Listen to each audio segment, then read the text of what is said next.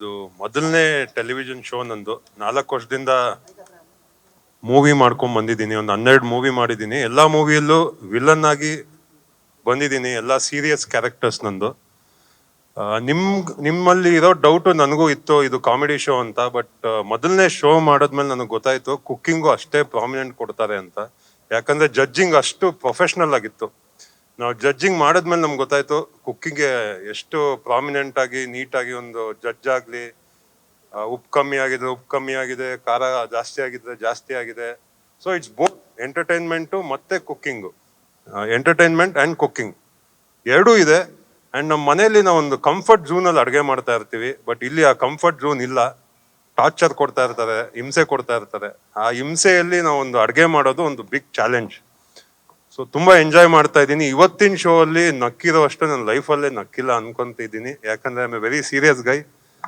ತುಂಬಾ ಒಂಥರ ಸ್ಟ್ರೆಸ್ ಎಲ್ಲ ಕಮ್ಮಿ ಆದಂಗೆ ಅನಿಸ್ತು ನನಗೆ ಇವತ್ತು.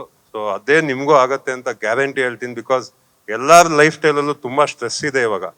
Laughter is very good for health ಅಂತ ಹೇಳ್ತಾರೆ, ಅದು ನಿಜ. ಒಂದು ಅರ್ಧ ಗಂಟೆ 1 ಅವರ್ ನಕ್ಕಿದ್ರೆ ತುಂಬಾ ಹೆಲ್ದಿ ಆಗಿರ್ತೀರಾ. ಈ ಶೋ ನೋಡಿ ನಾಳೆಯಿಂದ you will enjoy your day. Thank you. ನನ್ನ ಎಲ್ಲರೂ ಭಾಗ್ಯಲಕ್ಷ್ಮಿ ಶ್ರೇಷ್ಠ ಆಗಿ ನೋಡಿರ್ತೀರ. ಆನ್ ಸ್ಕ್ರೀನಲ್ಲಿ ಎಲ್ರಿಗೂ ಎದುರಿಸ್ಕೊಂಡು ಮತ್ತೆ ವಾರ್ನಿಂಗ್ ಮಾಡಿಕೊಂಡು ಈ ಥರ ಪಾತ್ರಗಳು ಮಾಡಿದ್ದೆ. ಬಟ್ ಇಲ್ಲಿ ಈ ಕ್ವಾಟ್ಲೆಗಳನ್ನ ಹ್ಯಾಂಡಲ್ ಮಾಡೋದು ಒಂದು ದೊಡ್ಡ ಟಾಸ್ಕ್ ಆಗ್ಬಿಟ್ಟಿದೆ. ಅಂದರೆ ಅಡುಗೆ ಮಾಡೋರ್ಗೂ ಕೂಡ ಅದು, ಅಡುಗೆ ಮಾಡಕ್ಕೆ ಬರೋರ್ಗೂ ಕೂಡ ಅದು ಒಂದು ಟಾಸ್ಕ್ ಆಗ್ಬಿಡತ್ತೆ.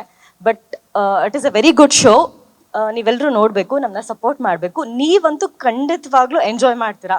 ನನ್ನ first reality show and cooking ಮಾಡೋದೇ ಕಷ್ಟ. ಅದರಲ್ಲಿ ಕ್ವಾಟ್ಲೆಗಳ ಜೊತೆ ಮಾಡೋದಂದರೆ ತುಂಬ ತುಂಬ ತುಂಬ ಕಷ್ಟ. ಬಟ್ ನಾನಂತೂ ತುಂಬ ಎಂಜಾಯ್ ಮಾಡ್ತಾ ಇದ್ದೀನಿ.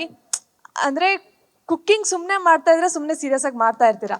ಕ್ವಾಟ್ಲೆ ಜೊತೆ ಮಾಡೋದಂತೂ ನೆಕ್ಸ್ಟ್ ಲೆವೆಲ್ ಫನ್ನು. ಸೊ ನೀವು ನೋಡಲೇಬೇಕು, ಎಲ್ಲರೂ ಸಪೋರ್ಟ್ ಮಾಡಿ. Thank you.